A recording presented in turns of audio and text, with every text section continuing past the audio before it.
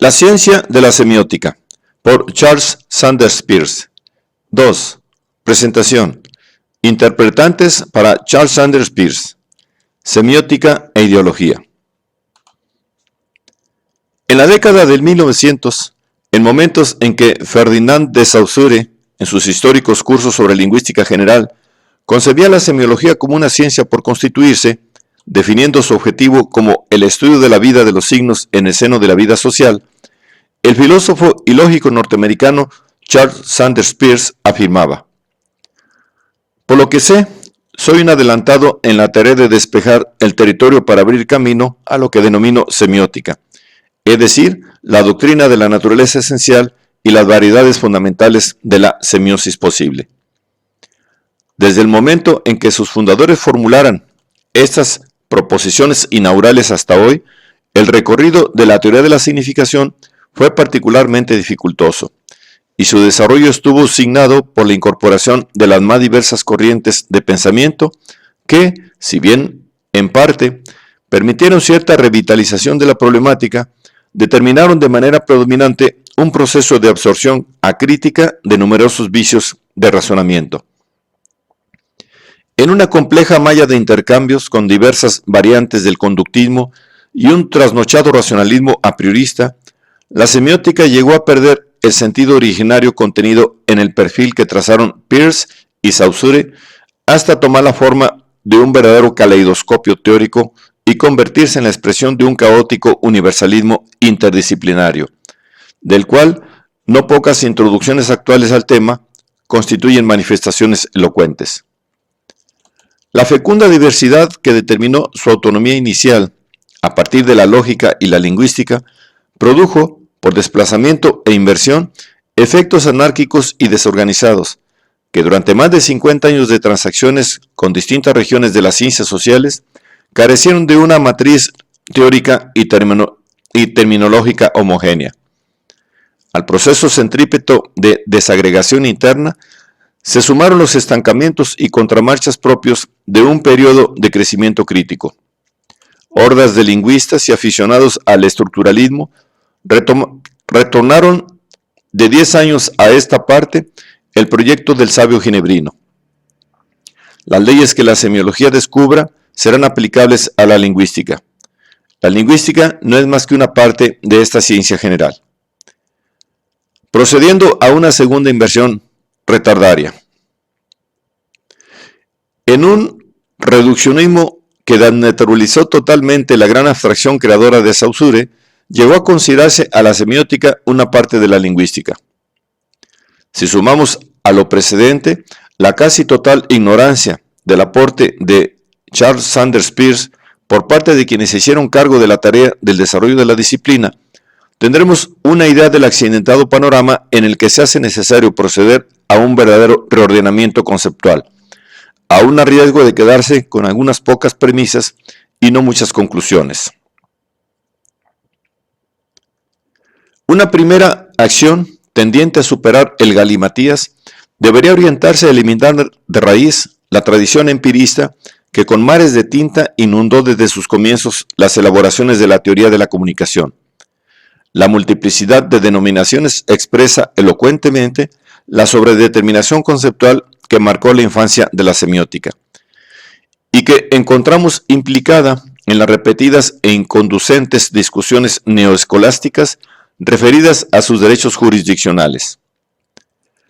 Nuestra perspectiva actual nos permite ver que su continente no está constituido en forma exclusiva por los instrumentos comunicacionales, en la medida en que sean reconocidos como tales por los protagonistas del acto sémico,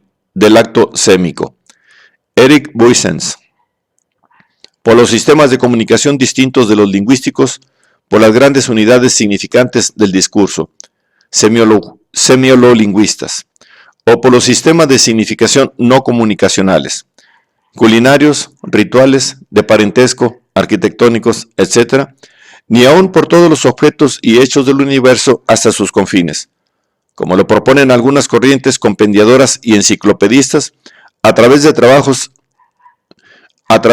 trabajosos intentos omniabarcativos. La rencilla doméstica entre los semiólogos de la comunicación y los semiólogos de la significación pierde su sentido cuando se concluye que la semiótica no puede tener objetos sin tener objeto. Aquí el singular gramatical refiere al universal teórico, y que éste refiere a los modos de producción de la significación social, de los cuales la comunicación interpersonal, lingüística o no, configura una de sus tantas expresiones, sus formas de manifestación y sus efectos. La semiótica no investiga un campo determinado como extensión fáctica o dominio empírico, sino una comprensión científica. No existen, entonces, objetos semióticos previos a su determinación teórica. El universo de los objetos y hechos perceptibles es significativo, sí, pero para una teoría que elabore científicamente el concepto estructurante de código, en tanto matriz teórica que permita comprenderlos como tales, y no limite la investigación a la formulación de algunos criterios generales de formalización.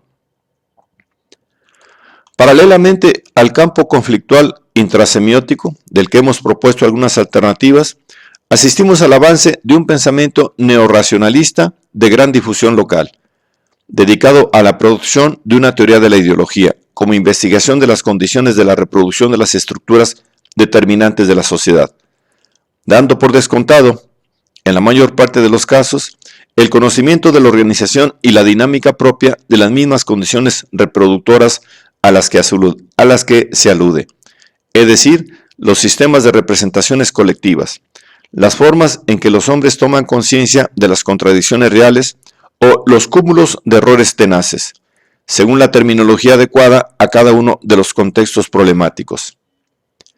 En síntesis, dando por supuesta la explicitación de las leyes generales de las estructuras de la significación de los sistemas semióticos, el desconocimiento de la especificidad de la investigación semiótica deriva en este caso en inconsecuencias que se manifiestan en el hecho de referirse al complejo tema de la apropiación significativa de lo real por parte del hombre, escamoteando la necesidad de reconsiderar las bases y los supuestos fundantes de una supuesta teoría de lo imaginario social que no es otra cosa que una suma anárquica de citas de Pascal, Spinoza, Bachelard y, en el mejor de los casos, la utilización descontextualizada del pensamiento de Freud o de sectores del aporte lacaniano. Acentuamos el hecho de que la semiótica se propone el análisis de la dimensión significante de todo hecho desde el momento en que se asigna su pertinencia, el régimen de determinaciones objetivas que hacen significativo a lo real. Todo aquello hacia lo que apunta su mira conceptual se convierte desde ese momento en objeto semiótico, como si lo hubiese tocado el rey Midas. Se propone así como una teoría de lo ideológico, a poco que se acepte que los sistemas de representaciones colectivas no preexisten como objetos científicos a menos que estén determinados teóricamente como tales. Solo se podrá reproducir racionalmente los procesos objetivos de la metabolización significativa de lo existente, aceptado que lo ideológico no es una práctica, sino una dimensión, teóricamente determinada de cualquier práctica social. Tampoco es un nivel de significación, sino la condición de posibilidad de existencia de cualquier nivel de significación. Complejo proceso, entonces, en el que se distinguen por lo menos los siguientes niveles de análisis. Inciso A. La reproducción de las condiciones estructurales objetivas, determinantes de la sociedad. Inciso B. La reproducción semiótica de lo real que determina los procesos representacionales y que funda la anterior. Inciso C. La reproducción precientífica, semiótica de dichos fundamentos. Elaboraciones precientíficas acerca de lo ideológico.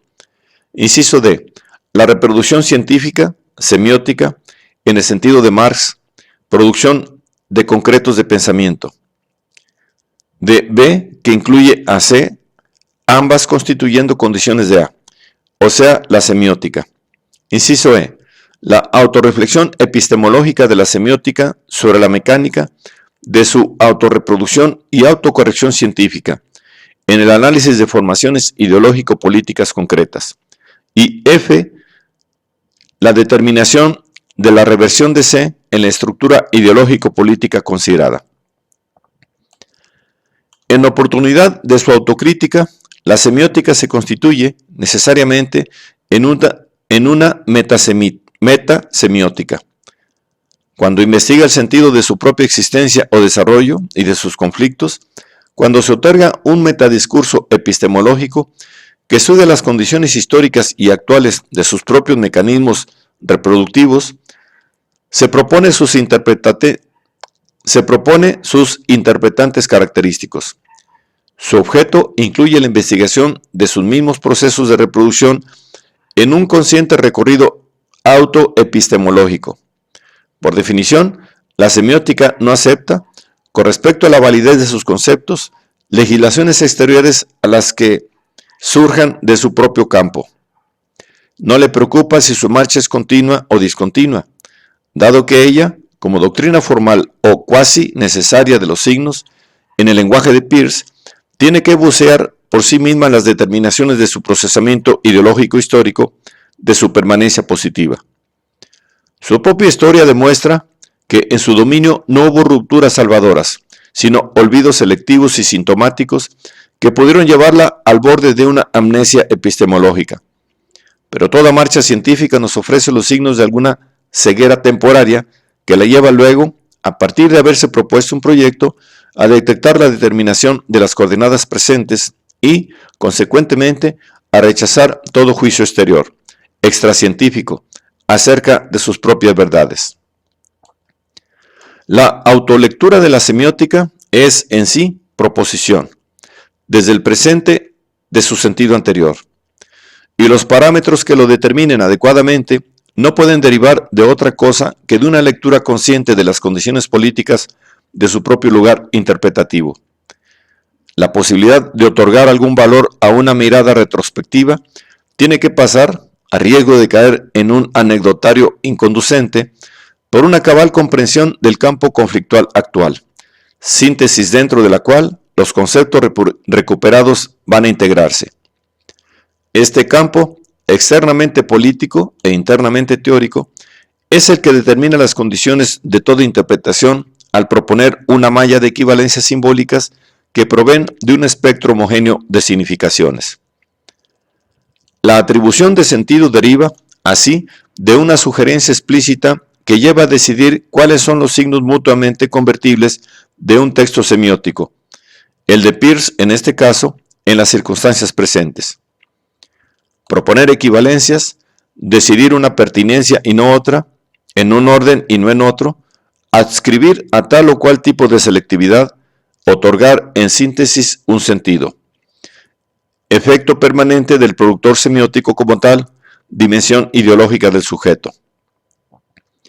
Esto es lo que Charles Sanders Peirce resume anticipadamente en su concepto de interpretante inmediato. Mi interpretante inmediato está implícito en el hecho de que cada signo debe tener su interpretabilidad. Su interpretabilidad, una que le sea propia, antes de obtener un intérprete. Esta introducción es, entonces, una cadena de interpretantes para el texto posterior. Cada párrafo de Peirce propondrá interpretantes para el siguiente. La esmerada traducción del inglés al castellano exigió la proposición de un sinnúmero de interpretantes a Beatrice Bugny. La proposición precedente es la sugerencia de una determinada interpretabilidad de esta introducción a la obra posterior, un conjunto de interpretantes para otro conjunto de ellos. Noción cercana a nuestro más familiar y siempre inacible significado. Un interpretante que no es lo interpretable, el objeto, el intérprete o alguna operación realizada por el mismo. La relación existente entre un representantemen, signo de la terminología habitual, y su interpretante correspondiente es de determinación semiótica. Ningún representamen puede funcionar realmente como tal si no determina efectivamente a un interpretante. Aquí el significado deja de ser un relatum, sin más, o una imagen mental sin más, y no porque Peirce no lo reconozca como mental. Un signo es un representamen con un interpretante mental, pero su antisubjetivismo le permite incluir en su definición la relación con el objeto, el que puede no presentar caracteres organolépticos, punto inicial del proceso semiótico. El objeto determina el representamen y al interpretante. La sugerencia de un sentido, una constricción semiótica, descarte de los signos no equivalentes y la elaboración de una microideología son la misma cosa. Condición de posibilidad de cualquier discurso, el prisma que permita recuperar, reproducir, el aporte de Peirce referido a sus propios interpretantes constituirá una clave, un sistema de codificación para la uniformación de su texto y en la medida propuesta ofrecerá también los signos de las condiciones actuales de su propia producción, posibilitando al intérprete la manifestación constante de sus mediaciones conceptuales, una explícita cadena de interpretantes. Armando Cercovich, febrero de 1973.